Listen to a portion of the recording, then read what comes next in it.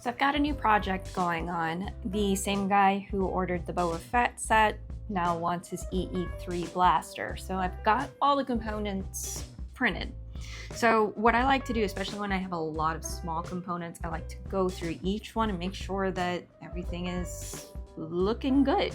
See if there's anything that needs to be reprinted at a different orientation, or maybe with adaptive layer height turned on instead, or if everything is good enough that I think we can move on. So we have a lot of small parts. We've got a lot of random little bits of support layers that need to come off. But mainly, I'm just trying to make sure edging is clear.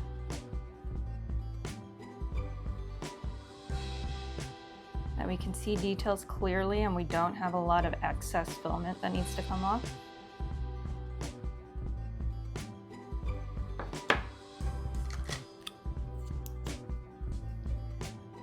Because I primarily don't want to have to go in and dig out a whole bunch of filament, dig out a whole bunch of filler primer on some of this. If I can get away with the minimums needed. So here's one that I might reorient. I'm not sure. There were so many small components on these guys that I did not take the time to look through each individual piece to make sure, oh, well, maybe I should flip this one around. But for example, this guy, as we look at him, has very smooth sides. Like there's practically no visible layer lines on him. And he printed like this. Problem is all the detail is on this face. And we've got some gaps on this. It could probably be filled with resin and not be an issue. But it's small enough that it's going to be difficult to sand.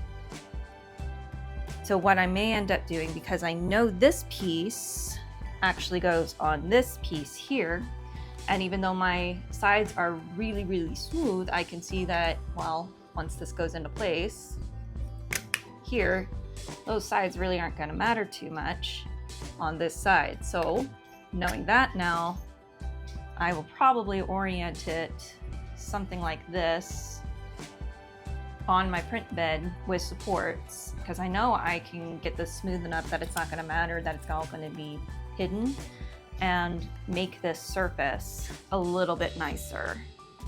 So I'm going to put that one to the side to know that I need to go back. And looks like there's a mirror side, so I need to, yep, there he is. Yep, and same goes on the mirrored side. So these two pieces I'm going to reprint for my ease of post-processing.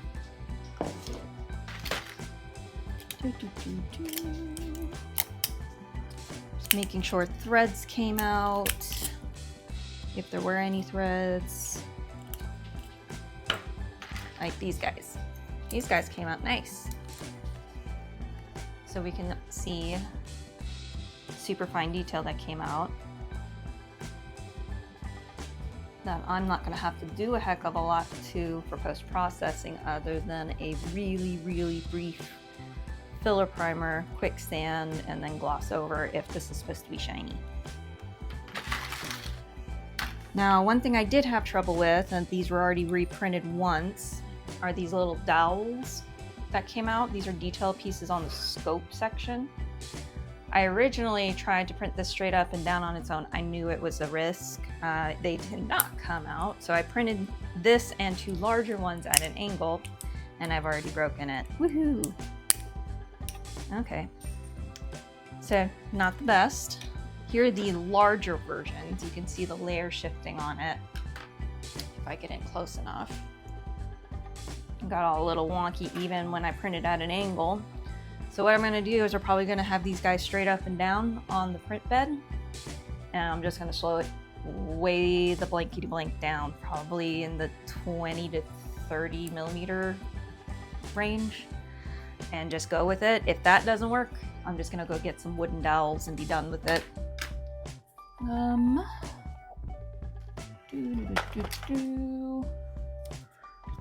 Here's another one that I let auto orient that I need to decide if it's worth putting it on something like a variable layer height because of the wonky curvature.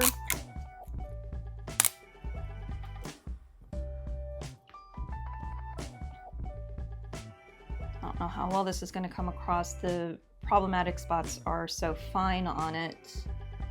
It's probably fine, but I'm going to put this one to the side and debate that one out just a little bit since I'm already going to be reprinting a few pieces.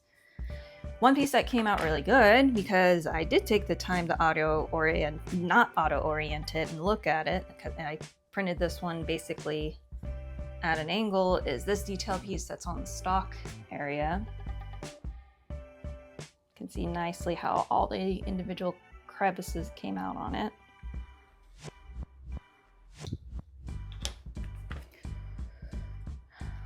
Oh, so this particular model is one of Marco's, again with Mystery Makers. He usually puts his watermark somewhere on the piece. And then all these little bits and bobs. We don't really have any detail to be concerned about on the outside. These guys are similar to the other one. Got a little bit of that ribbing, threading look on it, as well as a Phillips head that'll be painted. They came out good enough in my opinion. Yeah, so just really, there's the trigger. What's kind of cool about Marco's design here, it has an actionable trigger if you want to make it actionable. He has all the details on that. But overall, everything is looking pretty darn good on this. It's just those 3 pieces that, well, 3 pieces plus 3 dowels that I need to pay a little extra attention to. But moving on.